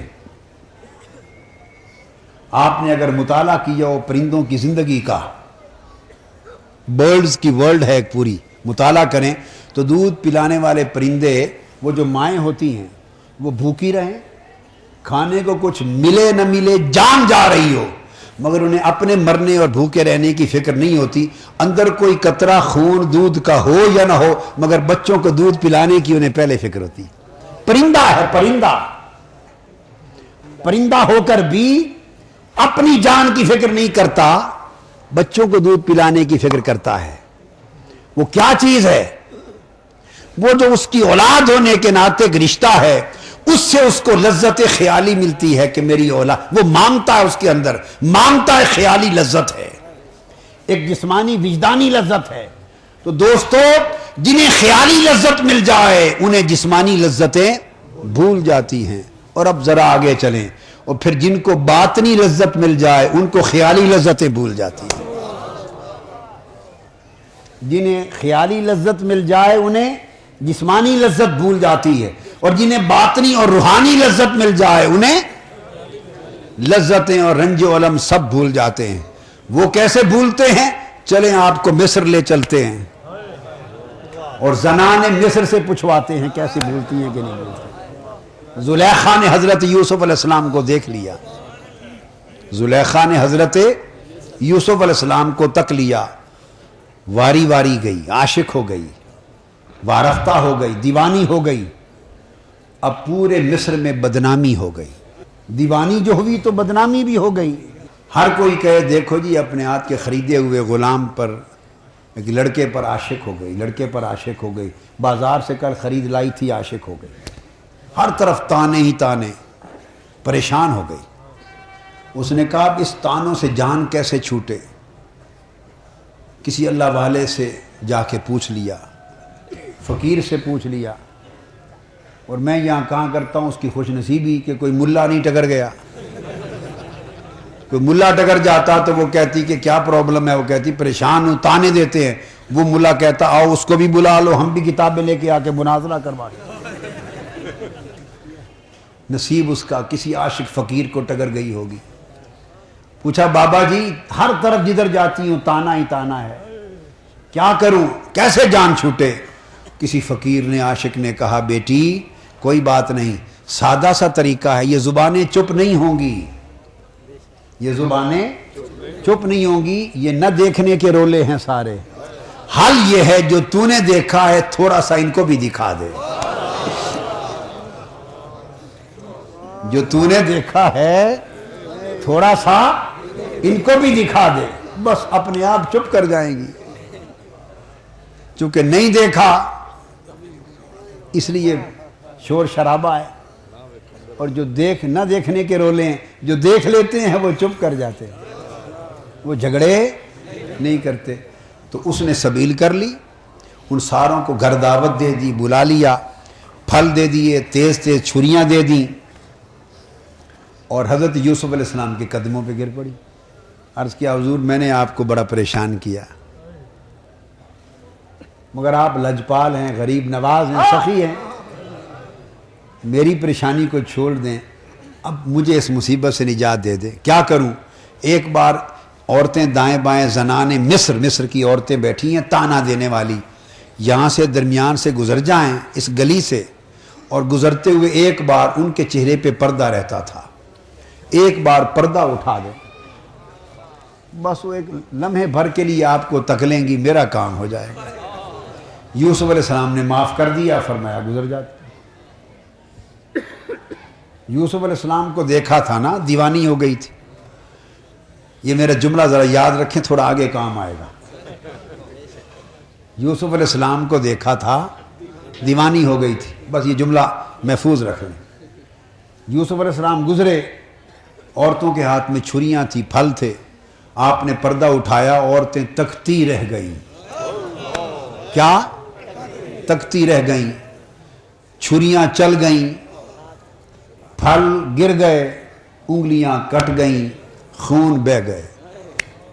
جب یوسف علیہ السلام نظروں سے اوجھل ہو گئے تو اس وقت بعد میں خیال آیا کہ سارا خون ہی خون ہے۔ دیکھا تو ہاتھ کٹ گئے ہیں اور پھل نیچے گرے پڑے ہیں، تو کہتی ہیں ہاشا للہ ما ھذا بشرا، خدا کی قسم یہ تو بشر ہی نہیں تھا، خدا کی قسم یہ تو وہ کیا تھا؟ اب وہ بشر کا پردہ اٹھ گیا تھا نا، اندر نور کا انسان اجاگر تھا، تو نہیں دیکھا تھا تو بشر بشر کی رٹ تھی، نہیں دیکھا تھا تو بشر بشر کی رٹ تھی، اور دیکھ لیا تو بشر تو تھے مگر بشریت کا بھی انکار کر دیا۔ یہ تو اللہ کا نور ہے، حسن مطلق کا جلوہ ہے، عکس حسن لازوال ہے۔ اور پھر میر علی شاہ صاحب نے کہا تھا نا، کوئی مثل نہیں ڈھولن دی، چپ کر مہر علی اتھے جا نہیں بول۔ جب دیکھ لیتے ہیں تو پھر چپ ہو جاتے ہیں۔ اصغر گونڈوی نے کہا تھا کہ اگر خاموش رہوں میں تو تو ہی ہے سب کچھ، اگر خاموش رہوں میں تو تو ہی ہے سب کچھ، جو کچھ کہا تو تیرا حسن ہو گیا محدود۔ ہاں اتھاں چپ دی جا ہے اللہ کوئی نہیں سکدا، حقیقت محمد دی پا کوئی نہیں سکدا، حقیقت محمد دی پا کوئی نہیں سکدا۔ اور وہ محمد پھر جنہوں نے پا لی ہے وہ کہتے ہیں محمد محمد پکیندے گزر گئی، احد نال احمد ملیندے گزر گئی، حلیمہ دی ڈاچی دا کر کے تصور، حلیمہ دی ڈاچی دا کر کے تصور، کھرے ڈاچیاں دے چمیندے گزر گئی۔ ہائے جس ڈاچی کا بھی پاؤں کا نقش نظر آتا ہے، کھرے کہتے ہیں پاؤں کے نشان کو، جس ڈاچی کہتے ہیں اونٹنی کو، جس اونٹنی کے پاؤں کا نشان نظر آتا ہے اسی کو گر کے چومنے لگ جاتی ہوں، سمجھتی ہوں شاید یہی حلیمہ کی ڈاچی نہ گزری۔ ہائے ہائے ہائے، پھر جو پا لیتے ہیں وہ ہر جگہ اسی کا جلوہ دیکھتے ہیں، جگ میں آ کر ادھر ادھر دیکھا، تو ہی آیا نظر جدھر دیکھا۔ یہ ایک نیا مضمون ہے، اس گلی میں پڑ گئے تو پھر واپسی نہیں ہوگی، چھوڑے اس کو، یہ ایک اور مضمون ہے۔ تو میں عرض یہ کر رہا تھا کہ جب دکھا دیا تو چپ ہو گئی۔ اب وہ جملہ بولا تھا میں نے کہ یہ جو لذت خیالی شکست کھا جاتی ہے جب لذت باطنی آ جاتی ہے، لذت، تو جب یوسف علیہ السلام کا جلوہ آنکھوں کے سامنے ہوا تو ہاتھ کٹ گئے۔ ایک ہے لذت کا بھول جانا، یہ چھوٹی بات ہے، ایک ہے علم کا بھول جانا، اذیت اور رنج و علم کا بھول جانا، ہاتھ کٹ جائیں اور پتہ نہ چلے، یہ اس سے بڑی بات ہے۔ تو جب جلوہ نبی آنکھوں کے سامنے ہو تو ہاتھ بھی کٹ جائیں تو پتہ نہیں چلتا۔ یہی وجہ ہے کہ آقا علیہ السلام نے فرمایا کہ شہید کو جب تلوار اس کی گردن پہ چلتی ہے تو اتنی تکلیف بھی نہیں ہوتی جتنی چیونٹی کاٹ لیتی ہے،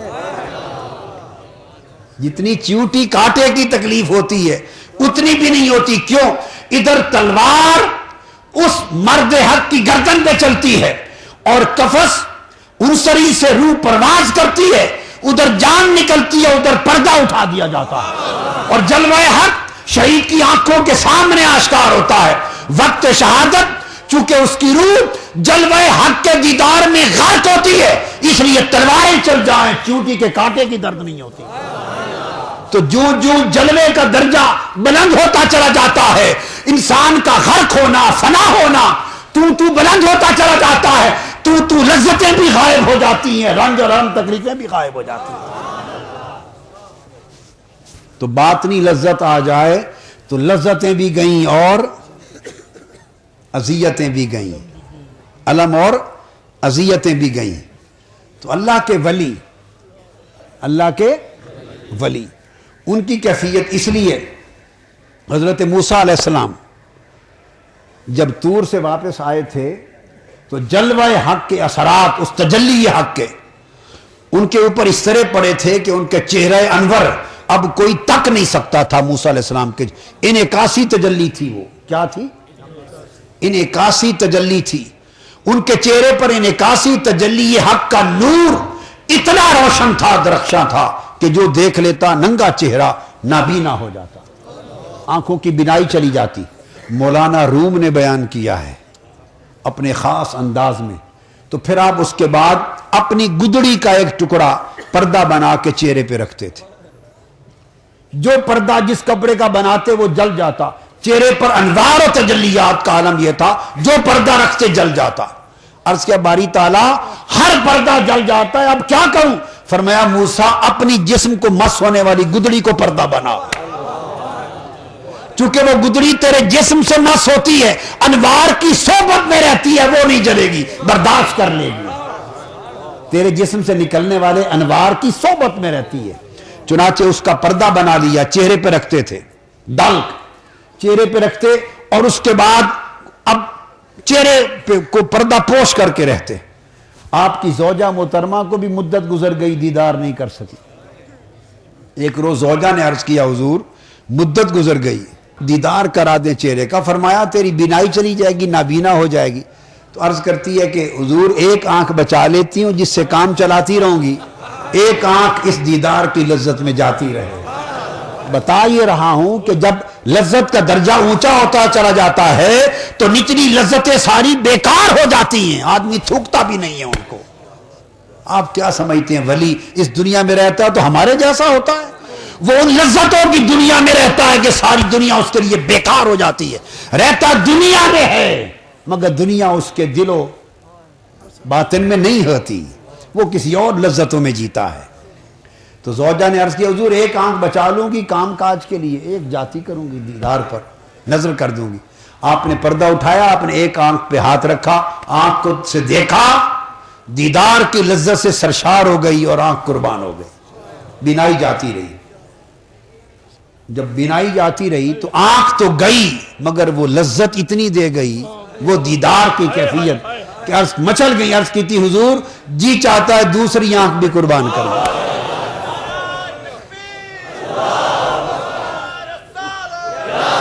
فرمایا دونوں آنکھیں چلی جائیں گی.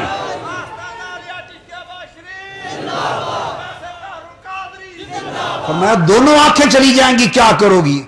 انہوں نے کہا دونوں آنکھیں چلی جائیں، لاکھ بار چلی جائیں، پر جو مزہ اور لذت اس دیدار میں آئی ہے وہ دو آنکھوں کا جانا سستا سودا ہے. آپ نے دوبارہ پردہ اٹھایا، دوسری آنکھ دیدار کی سرشار ہوئی لذت، اور دوسری آنکھ بھی چلی گئی، نابینا ہو گئی دونوں آنکھوں سے. جب دونوں آنکھیں جاتی رہیں تو عرض کرنے لگی موسیٰ علیہ السلام کو کہ اب مجھے آنکھوں کی سے تو غرض نہیں ہے، آنکھوں سے تو غرض نہیں ہے، اب رونا یہ ہے کہ اب یہ لذت کبھی بھی نصیب نہیں ہوگی. اور عرض کیا کہ اب ایسی آنکھیں لے کے دے دیں کہ ہمیشہ دیدار کرتی رہیں اور بینائی نہ جائے. تو موسیٰ علیہ السلام نے دعا کی. فرمایا باری تعالیٰ عرض کیا جیسے گدڑی کو طاقت دے دی ہے میری بیوی کو نئی آنکھیں دے دی. تو نئی آنکھیں مل گئیں اور ان آنکھوں سے دیدار کرتی تھی. تو جب نئی آنکھیں ملتی ہیں، یہ وہ زوجہ تھی، اس نے کہا میں اس وقت کی ساتھی ہوں، وہ جب پہلا انگارہ عشق کا نور حق اور حسن حق کا چمکا تھا. ہم مدین سے آ رہے تھے، ٹھنڈی رات تھی، تو آپ نے فرمایا تھا ایک انگارہ نظر آ رہا ہے، میں جاتا ہوں یا تمہارے لیے آگ لاتا ہوں یا کوئی خبر لاتا ہوں. ہائے ہائے ہائے ہائے، یا آگ لاتا ہوں یا کوئی جس کی تلاش میں ہے اس کی خبر لاتا ہوں. واہ واہ واہ. تو موسیٰ علیہ السلام گئے. کیا تو بعض لوگ علماء لکھتے ہیں، بیان کرتے ہیں کہ وہ اہلیہ کا وقت تھا تو وہ پھر ان کے لیے آگ لائے، ٹھنڈی رات تھی تاکہ سیک لیں. قرآن مجید میں آیا آگ لاتا ہوں کہ تاکہ تپش لے لو. وہ سمجھتے ہیں کہ شاید انگارے لینے گئے تھے. علماء نے لکھا ہے کہ بہت سونے انگارے لینے گئے تھے تاکہ آگ سیک لیں گے. میری سمجھ میں یہ بات آج تک نہیں آئی. ٹھنڈی یخ رات میں وہاں سے آگ کے انگارے لاتے تو بیوی تک پہنچتے پہنچتے بچ جاتی. سیکنا کیا تھا؟ اور سفر تو کر ہی رہی تھی. اگر آگ سیکنی تھی تو ساتھ لے جاتے آگ کی طرف, یا ٹھنڈی رات میں کہتے آگ کا انگارہ لاتا ہوں تاکہ پہلے ہی بجھ جائے. وہ سیکنے کی سمجھ ہی کسی کو نہیں آئی. وہ آگ تھی حسن مطلق کی اور عشق بھڑکا تھا. فرمانے لگے یا تمہارے لیے آگ لاتا ہوں تاکہ تم بھی تپش لے لو عشق کی. ہائے ہائے ہائے, تاکہ تم بھی عشق کی تپش لے لو اور تپ اٹھو. تم بھی تپ اٹھو اس عشق کی انگاری سے. یہ خبر لاتا ہوں جس کی تلاش میں ہم نکلے ہوئے ہیں.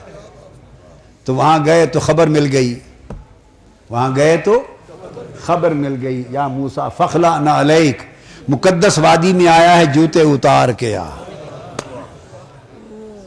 تو یہ بھی ادب کا طریقہ موسیٰ علیہ السلام کی سنت اور قرآن سے ثابت ہوا کہ پاکیزہ جگہ پہ جائیں تو جوتے اتار کے ننگے پاؤں جاتے ہیں. قرآن سے ثابت ہوا فخلعنا علیک, جوتے اتار کے جاتے ہیں ننگے پاؤں.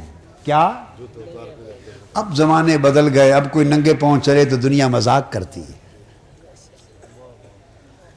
اور جہاں اللہ والے ہوتے ہیں وہاں تو اللہ کی تجلیات کا اتنا نزول ہوتا ہے کہ ننگا پاؤں کیا ہے, سر کے بل کوئی چل کے جا سکے تو وہ بھی کم ہے.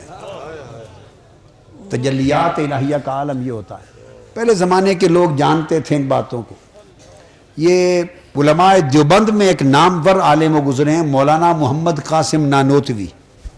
یہ علماء دیوبند میں کون, جنہوں نے دارالعلوم دیوبند بنایا, علماء دیوبند کے استاذ ہیں, سب سے بڑے بانی مولانا محمد قاسم نانوتوی. ان کا قصہ سناتا ہوں. وہ مرید تھے حضرت حاجی امداد اللہ صاحب مہاجر مکی رحمۃ اللہ علیہ, اور چشتی صابری تھے. یہ دربار چشتی آباد والے سلسلے میں تھے.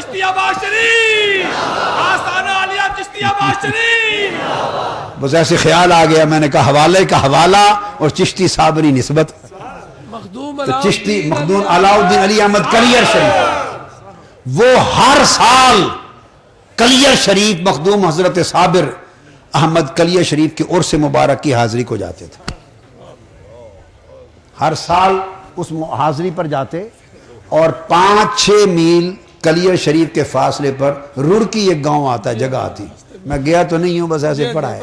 رڑکی ایک جگہ آتی ہے, اسٹیشن 5-6 میل کا فاصلہ ہے, آگے پیدل ہے. تو رڑکی جب پہنچتے, یہ علماء دیوبند کا بیان کردہ حال ہے ان کا, وہ کہتے کہ مولانا قاسم نانوتوی صاحب جب رڑکی پہنچتے تو جوتے اتار دیتے تھے. کلیر شریف 6 میل ننگے پاؤں چل کے جاتے تھے. آج انہی کے شاگرد علماء اس بات کا مذاق اڑاتے ہیں, مذاق اڑاتے ہیں. یہ بات یاد رکھ لیں, حضرت مخدوم صاحب کے مزار پہ کلیر شریف 6 میل رڑکی سے لے کے کلیر شریف ننگے پاؤں سفر کرتے ہیں. تو میں عرض یہ کر رہا تھا کہ وہ زوجہ تھی جو اس وقت سے شریک تھی, لہذا اس نے کہا دونوں آنکھیں چلی جائیں, اب وہ آنکھیں لے کے دے دیں کہ ہر وقت تکتی پھروں. سو وہ آنکھیں اللہ سے لے کے دے دی, اب ساری عمر وہ تکتی رہی, دیدار کرتی رہی. تو لذت جسمانی بیکار ہو جاتی ہے اگر لذت خیالی مل جائے, اور لذت خیالی دری کی دری بیکار ہو جاتی ہے اگر لذت روحانی مل جائے. تو جن کو روحانی لذت مل جائے وہ بیکار ہو جاتی, اور روحانی لذتوں میں بھی درجے ہیں. پھر وہ زلیخا تھی, جب دیدار یوسف کی لذت ملی تو کیفیت اور ہو گئی, اور اس کے بعد پھر وہ لگی رہی التجا کرتی رہی کہ کہیں مجھے عقد کی نسبت زوجیت مل جائے. اللہ نے ان کی دعائیں, ترلے, منتیں, سماجتیں, کوششیں قبول کر لیں, زوجیت میں آ گئیں. جب حضرت یوسف علیہ السلام کی زوجیت میں آئیں تو جب ان کی براہ راست قربت ملی تو قربت کا فیض ملا, اب ساری رات کمرہ بند کر کے مصلے پہ بیٹھی رہتی تھی. وہ جس یوسف علیہ السلام کی خاطر پورے مصر سے تانوں کی برسات سہتی تھی, تانوں کے تیروں کی بارش سہتی تھی, جس یوسف کے دیدار کے لیے, جب وہ یوسف مل گیا اور اس کی قربت کا فیض ملا تو رات ساری مصلے پہ بیٹھی رہتی. یوسف علیہ السلام نے پوچھا زلیخا, پہلے تو مجھے دیکھنے کے لیے دیوانی ہوئی پھرتی تھی, اب میری زوجیت میں آ گئی ہو، مجھے تکتی بھی نہیں. زلیخا نے کہا یوسف اس وقت صرف تمہیں دیکھا تھا، اب تمہارے یار کو دیکھ لیا. ہائے ہائے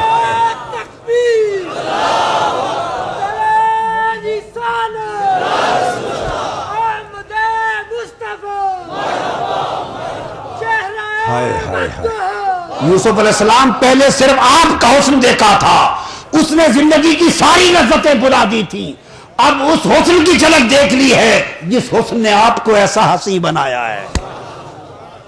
جلوہ حق دیکھ لیا ہے، اس قربت کے فیض نے وہاں تک پہنچا دی.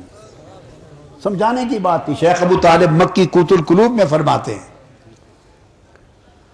تو لذتیں اوپر ہوتی چلی جاتی ہیں. اولیاء اللہ جب متصل ہو جاتے ہیں مالائے اعلیٰ کے ساتھ، مالائے، تو پھر بشری پیکر 100,000 جبرائیل اندر بشر صرف ایک پردہ رہ جاتا ہے، ایک پردہ رہ جاتا ہے، بشر ایک پردہ رہ جاتا ہے، اور اس کے اندر وہ نور جبرائیل امین کی طرح اتنا فروزہ ہوتا ہے، اتنا فروزہ ہوتا ہے، جتنا فروزہ ہو جائیں اتنی بشری خصلتیں ختم ہوتی، فنا ہوتی چلی جاتی، اتنی فنا ہوتی چلی جاتی.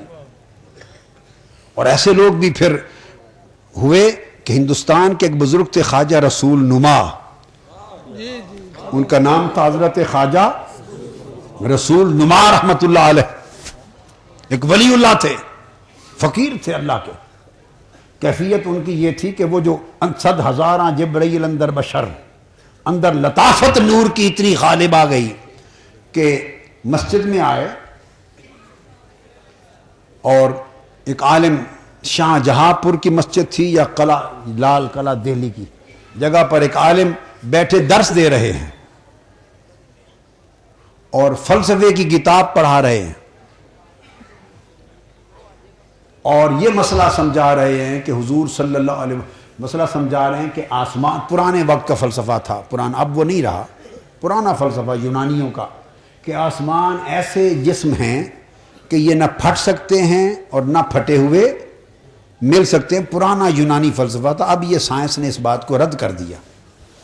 تو ان میں خرق و التیام یہ الفاظ تھے، محال ہے، ایسے اجرام ہیں. یہ جب فلسفے کا یہ اصول پڑھایا تو وہ حضرت خواجہ رسول نما آئے ہوئے تھے درس سننے کے لیے، ویسے ہی فقیر ہیں، بس سنتے ہیں درس، پتہ سب ہوتا ہے، تو کھڑے تھے سن رہے تھے. تو طلباء نے سوال کیا اپنے استاد سے، اپنے عالم استاد سے، کہ حضرت اگر یہ نہ کھل سکتے ہیں نہ بند ہو سکتے ہیں تو حضور علیہ السلام نے جسمانی معراج کیسے کیا؟ آسمان کے پار جسمانی طریقے سے کیسے چلے گئے؟ اگر تو خالی روح ہوتی تو درست تھا، جسم اقدس کے ساتھ آسمانوں سے پار کیسے گئے اور واپس کیسے آئے؟ اگر آسمان ایسے جسم ہیں کہ وہ نہ کھل سکتے ہیں نہ بند ہو سکتے تو آقا علیہ السلام نے جسمانی معراج آر پار کیسے گئے؟ اب استاد صاحب پھنس گئے، استاد صاحب پھنس گئے، بڑے دلائل دے رہے ہیں مگر طلبہ ہیں اسی بات پہ اڑے ہیں، ان کی سمجھ میں نہیں آ رہی اور وہ مسئلہ حل نہیں ہو رہا. جب دیکھا کہ استاد لاجواب ہو گئے اور مسئلہ حل نہیں ہو رہا تو خواجہ رسول نما جلال میں آ گئے. انہوں نے کہا طلباء کو کھڑے ہو جاؤ، کھڑا کر لیا، کہو کیا مسئلہ ہے؟ انہوں نے کہا مسئلہ یہ ہے کہ آسمان ایسے جسم میں نہ پھٹ سکتے ہیں نہ مل سکتے ہیں، تو آقا علیہ السلام معراج کی رات پار کیسے چلے گئے آسمانوں سے اور واپس کیسے آ گئے؟ ان کو لیا تو جامع مسجد کی جو دیوار تھی پکی، بہت موٹی پکی دیوار تھی، فرمایا دیکھو ہاتھ میں لاٹھی تھی ایک ڈنڈا، اسی کو لہراتے ہوئے اس دیوار کے پار بھی چلے گئے اور واپس بھی آ گئے، پار بھی چلے گئے اور واپس بھی آ گئے. فرمایا ایسے پار چلے گئے ایسے آ گئے جن کے اندر، جن کے بشریت کے پردے میں نور حق چمک اٹھتا ہے، اس کی کیفیت پھر جسم کی نہیں رہتی، جسم کی بھی نور کی ہو جاتی ہے، وہ لطیف ہو جاتا ہے. مگر یہ وہ چیزیں ہیں کہ اس راہ میں پڑے بغیر سمجھ میں نہیں آتی، اس راہ میں پڑے بغیر سمجھ میں نہیں آتی. وہ جیسے مولانا روم پڑھا رہے تھے طلباء کو اور پڑھا کے اٹھے، کتابوں کا انبار پڑا تھا تو شاہ شمس تبریز رحمت اللہ علیہ پاس کھڑے، دوپہر کو کیلولہ کے لیے اٹھ کے اندر گئے آپ نے ساری کتابیں قلمی مخطوطے تھے، ہاتھ کے لکھے ہوئے سیاہی والے، وہ ساری اٹھا کے آپ کی قونیا کی درس گاہ کی جو مسجد کے صحن میں تالاب تھا اس میں پھینک دی. میں نے اس تالاب کی زیارت کی ہے. چشتی صاحب کو لے جائیں گے قونیا میں کسی روز اس تالاب پر. ساری پھینک دی اس میں. وہ طلباء میں شور مچ گیا کہ ایک فقیر آیا درویش، اس نے ساری کتابیں اٹھا کے تباہ کر دی. علماء نکل آئے، فضلاء نکل آئے، اساتذہ، طلباء آگے پکڑ لیا ان کو، یہاں سے پکڑ لیا. یہ کیا کر دیا، یہ کیا کر دیا. مولانا روم آ گئے، اللہ کے فقیر بندے یہ کیا کر دیا. اس نے کیا کر دیا، ہماری کتابیں برباد کر دی. ساری سیاہی گل گئی، پانی سیاہ ہو گیا. مخطوطے تھے قلمی، چھاپے خانے تو تھے نہیں، مطبع تو تھے نہیں، تباہ کر دیا، ہمارا علم سارا گیا. فرمایا کہ بھی ناراض کیوں ہوتے ہو. نیچے اتر گئے تالاب میں، اور تالاب میں اتر کے ایک ایک کتاب اٹھا کے دیتے جاتے اور جھاڑتے تو گرد نکلتی تھی اور واپس دیتے گئے. پانی سے کتابیں نکال کے دیتے، ایک ایک کتاب سے گرد نکلتی اور نہ کوئی سیاہی زائل ہوئی نہ کچھ، ساری کتابیں لا کے دے دی. اس فقیر نے درس کے دوران فلسفے کی بحث ہو رہی تھی. کیا فلسفے کی بحث ہو رہی تھی. تو آپ نے پوچھا مولانا روم سے، مولانا ہی چیز یہ کیا ہے، کیا پڑھا رہے ہو. انہوں نے کہا تھا علم اس کے تو نہ دانی، یہ وہ علم ہے کہ بابا تو نہیں جانتا. یہ وہ علم ہے کہ تو نہیں جانتا. وہ اندر گئے، انہوں نے اٹھا کر وہ سارا علم تالاب میں پھینک دیا. واپس آئے تو ایک ایک کتاب اٹھاتے، تالاب سے پانی سے، اور جھاڑتے تو گرد نکلتی. کتابیں سپرد کر دی. مولانا روم چکرا گئے اور پوچھا فقیر یہ چیز یہ کیا ہے. فرمایا یہ علم اس کے تو نہیں، یہ وہ علم ہے کہ تو نہیں جانتا.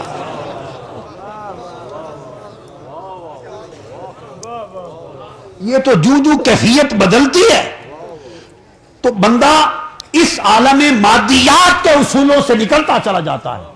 عالم مادیات اور عالم ناسوت کے قواعد سے نکلتا چلا جاتا ہے. اس پر عالم ملکوت کے ضابطے لاگو ہوتے چلے جاتے ہیں.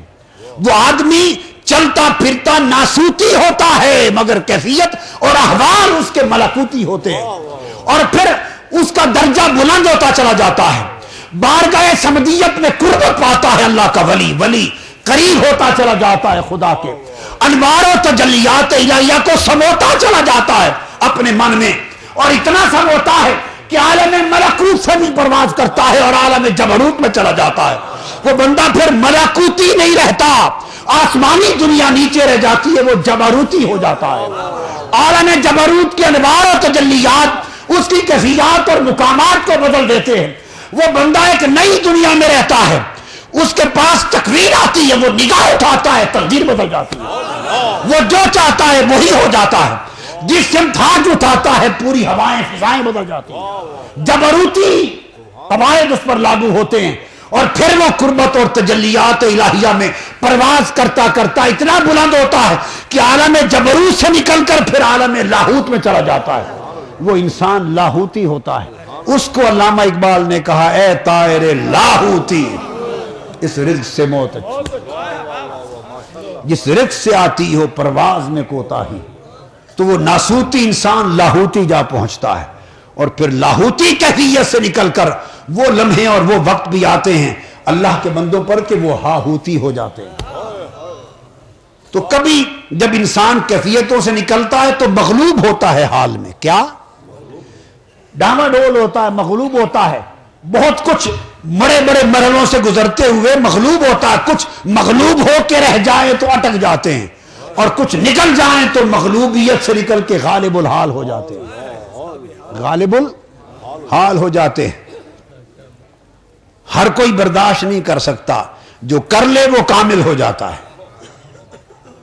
جیسے حضرت باقی باللہ رحمت اللہ علیہ کا نان بائی تھا، اس نے خدمت کی اور ہر وقت کرتا تھا. رات کو خدمت کی، آپ کے بڑے عزیز پیارے مہمان آئے تھے، ان کی خدمت کی. آدھی رات کو حضرت خواجہ باقی باللہ رحمت اللہ علیہ خوش ہو گئے، بڑے خوش ہوئے. فرمایا نان بائی باورچی تھا، روٹیاں دیگیں پکانے والا تھا. نان بائی خدمت کرتا تھا. خدمت بڑی چیز ہوتی ہے، خدمت اور ادب بڑی چیز ہوتی ہے. عمل کی پرواز نیچے رہ جاتی ہے، خدمت و ادب کی پرواز بڑی اونچی چلی جاتی ہے، اور عشق کی پرواز اسے اونچی چلی جاتی ہے۔ جس منزل تھی عشق پہنچاوے اتھا غوث نہ پامن پھیرے ہوں، یہ بڑی اونچی لے جاتی ہے پرواز، یہ ضابطے بڑا اونچا لے جاتے ہیں۔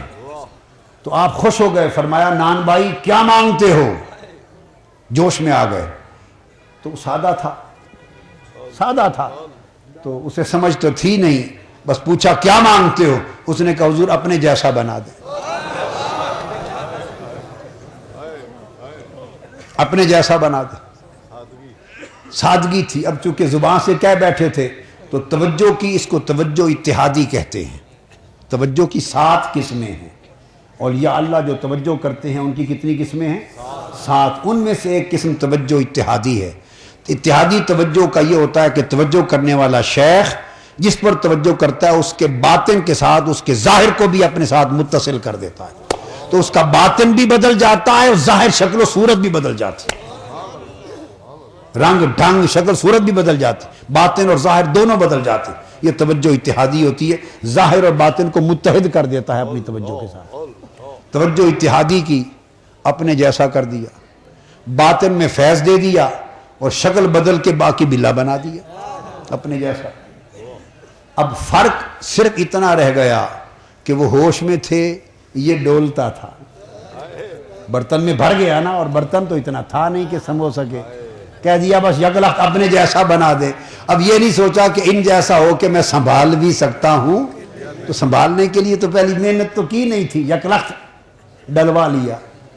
اب وہ ڈولتا تھا، ہوش میں نہیں تھا۔ جب باہر نکلے کسی کو سمجھ نہیں آتی تھی کہ حضرت خواجہ باقی باللہ کون ہے، نان بھائی کون ہے، بس یہ فرق لگتا تھا کہ وہ بالکل ہوش میں تھے، وہ بالکل ہوش میں تھے اور یہ ڈولتا تھا، مدہوشی میں تھا۔ تو 3 دن مدہوشی میں رہا اور اس کے بعد وفات پا گیا، مل گیا مگر سنبھال نہ سکا۔ اب اس کی قبر بھی حضرت خواجہ باقی باللہ کے قدموں میں ہے۔ تو یہ مغلوب ہو جاتے ہیں، اور جن کے ظرف بڑے ہوتے ہیں پھر وہ غالب الحال ہو جاتے ہیں، وہ غالب ہو جاتے ہیں احوال پر۔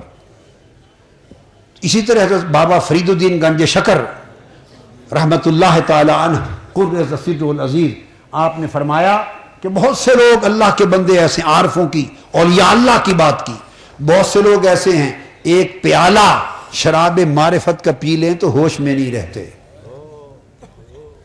فرمایا ایک پیالہ شراب معرفت کا پی لیں تو ہوش میں نہیں رہتے، اور یہ بات کر کے پھر فرمانے لگے اور کچھ ایسے بھی ہیں، اپنی طرف اشارہ تھا، کچھ ایسے بھی ہیں کہ 7 سمندر شراب معرفت کے پی کے بیٹھے ہیں اور خبر ہی نہیں ہونے دیتے۔